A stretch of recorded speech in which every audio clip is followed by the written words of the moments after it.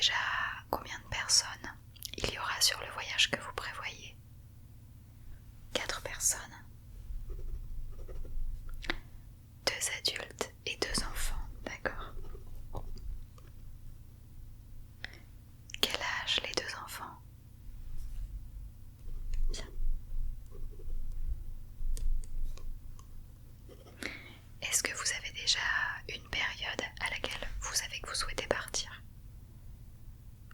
Ça va dépendre, d'accord, de des conseils.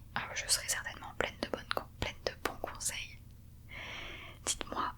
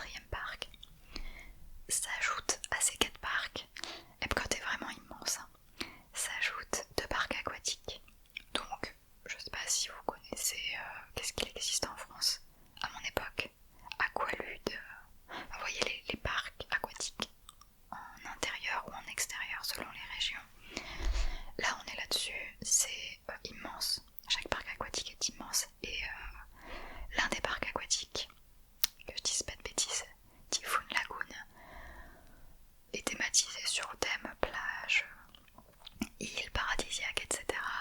Et l'autre, Blizzard Beach, est comme entouré de décors enneigés, comme si vous étiez à la neige, à la montagne, mais en même temps à la piscine, dans la mer, etc. C'est très, très original, il vous passe des chants de Noël toute l'année.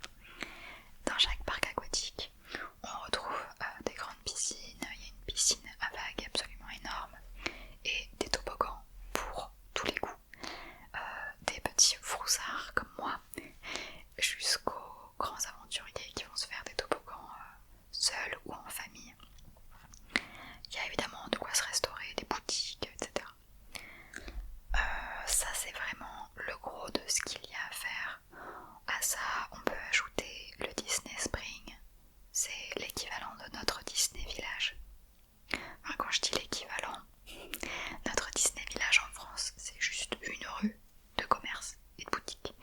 Là-bas c'est absolument gigantesque. Il y a un nombre de boutiques incroyables, des boutiques Disney et des boutiques de marques comme Sephora. Je ne saurais pas vous en citer d'autres parce qu'à vrai dire je ne m'y connais pas en marque et c'est pas des magasins que moi je le fais. Mais voilà, beaucoup de boutiques et beaucoup d'endroits où manger, en fast-food ou en restaurant. Il y a une rivière qui longe, il y a énormément de concerts, de petits spectacles le soir, tout ça c'est gratuit, hein, ça compte pas comme un parc, comme au Disney Village, c'est ça. Voilà, bon, c'est quelque chose d'absolument immense, c'est sympa d'y passer quelques soirées, si vous avez encore le courage après tout ce que vous avez marché dans la journée. Il y a le boardwalk également, que je conseille toujours. C'est une zone où il y a un lac, comme beaucoup d'endroits à Disney World. Et autour de ce lac, il y a quelques hôtels de luxe. Peu importe si vous n'êtes pas en hôtel de luxe, ça fait une balade extrêmement sympa. Vous avez les boardwalks, c'est ce qu'on retrouve en bord d'océan aux États-Unis avec les pontons en bois. Parfois il y a des jeux de fêtes foraines, des endroits où manger. Vous voyez, parfois ça s'avance dans la mer, dans l'océan. Vous voyez de quoi je parle? Donc là c'est cette ambiance là, c'est vraiment un endroit magique, très belle balade à faire. Et puis bien sûr il y a, alors après il y a plein d'autres choses, hein. Il y a des mini-golf, il y a le Cirque du Soleil qui est là à l'année. Bon, ça après c'est du détail entre guillemets, je vous dégrossis un petit peu la destination pour le moment. Au niveau des hôtels, on est sur 3 catégories d'hôtels différentes. Le value, les value, V-A-L-U-E, qu'on pourrait appeler, j'aime pas dire ça, mais le bas de gamme. Les prix ne sont pas bas de gamme, mais voilà. Moderate, qui sont les milieux de gamme, et les de luxe, vous l'aurez compris. En plus de ça, il y a des villas de luxe et quelque chose qu'on appelle le DVC, Disney Vacation Club. Vous n'êtes ni émirats arabes, ni russes, ni américains fortunés, donc vous n'êtes pas concerné par ça. Je pense que vous n'avez pas dans les 60 000 € à dépenser par an. Voilà, donc vous n'êtes pas concerné. Enfin, par an pour des vacances en tout cas. Hôtel Value, 1, 2, 3, 4, 5, j'en compte 5. Le All-Star Movie, le All-Star Music, le All-Star Sport, vous aurez compris c'est sur chacun des thèmes, le cinéma, la musique, le sport, le Pop Century Resort. Il va y avoir différentes zones, une zone sur les années 70, une zone sur les années 80, une zone sur les années 90, avec, je vous explique après, et le Art of Animation qui est vraiment sur Disney. Ces hôtels sont un peu tous faits de la même manière.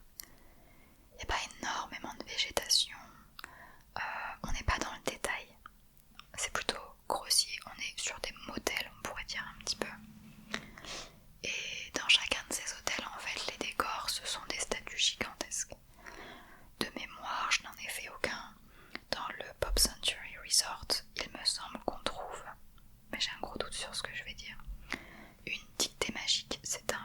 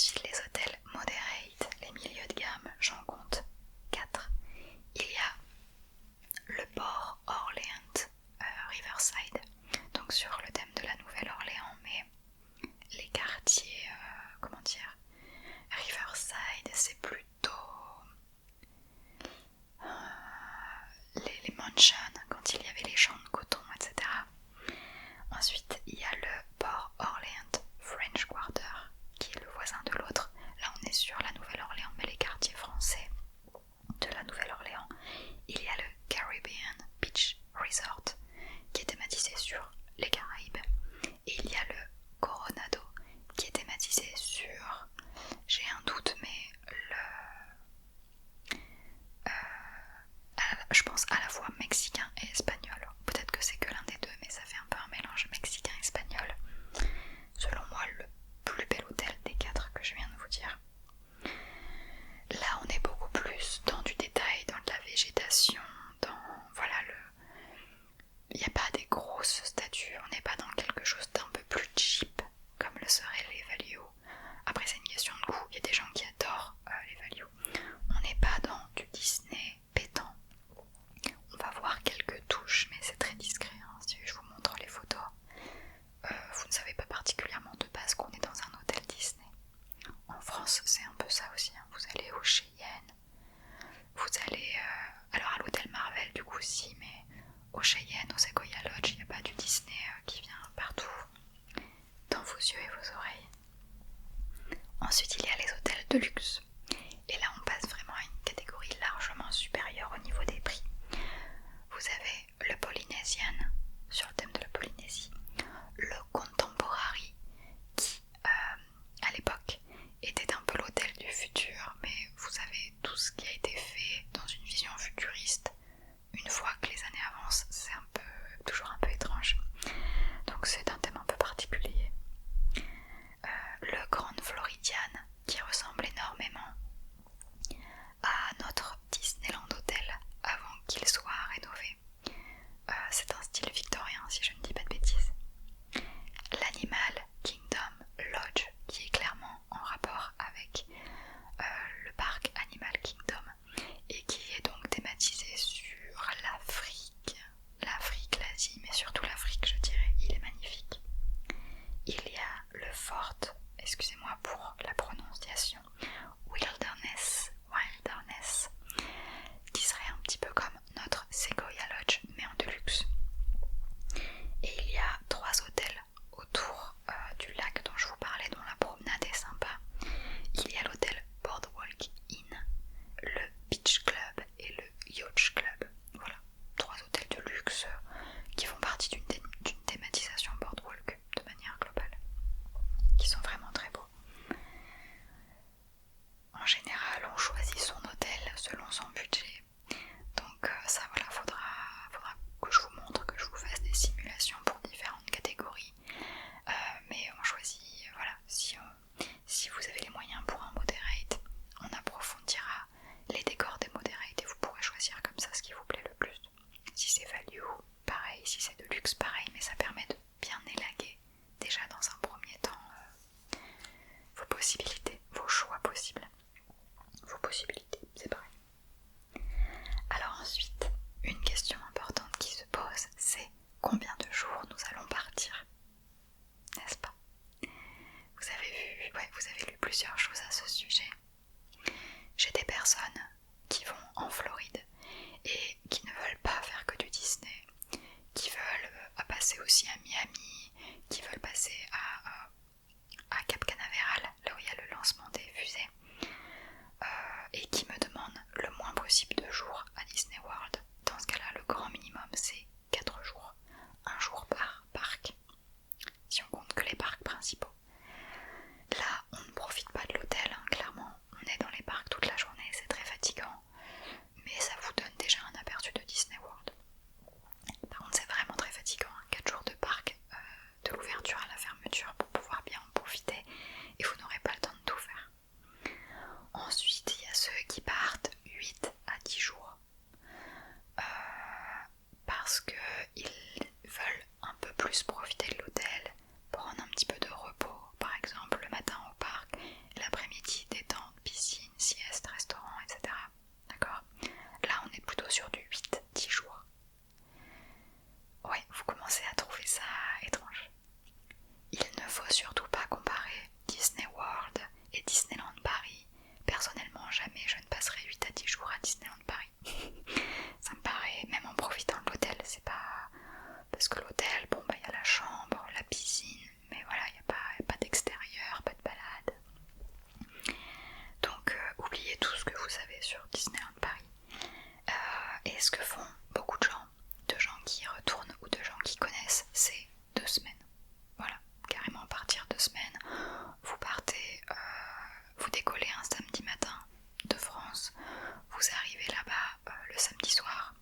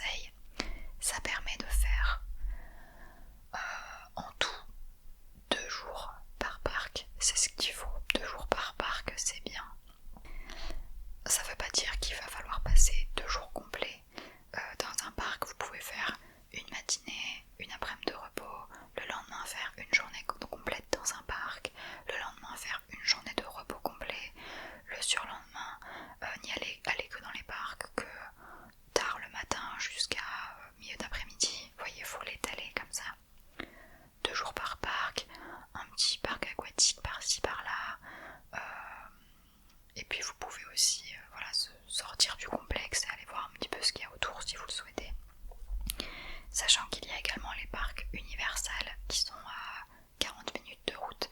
Si vous êtes fan d'Harry Potter, ça vaut le coup d'aller y passer également. Universal, c'est un autre sujet. Voilà, donc oui, moi je pense que là du coup vous avez vos 2 enfants, partir en période scolaire pendant les 2 semaines, je pense que ça peut être pas mal. Et la dernière grosse question, c'est quand partir? Donc là, les possibilités sont déjà forcément limitées puisque vous avez des enfants et donc période scolaire. On va les voir une à une. Les périodes scolaires, nous avons février. Février, la seule chose qui est un peu embêtante, c'est qu'il peut y avoir le President Day selon votre zone. En fait, ça peut tomber pendant ce séjour. Il va y avoir un peu plus d'affluence du coup pendant ce week-end prolongé. La météo est plutôt clémente. C'est-à-dire que prévoir de la piscine dès le matin, ça peut être un petit peu risqué. Mais le reste de la journée, il va faire chaud, mais ça va être encore supportable. Le climat en Floride est extrêmement chaud et humide toute l'année, mais voilà, les 2 mois les plus frais, décembre, janvier, et les mois les plus chauds, comme chez nous, juillet, août. D'accord? Donc février est une bonne période pour partir. Ensuite, les vacances de avril qui peuvent déborder sur mai.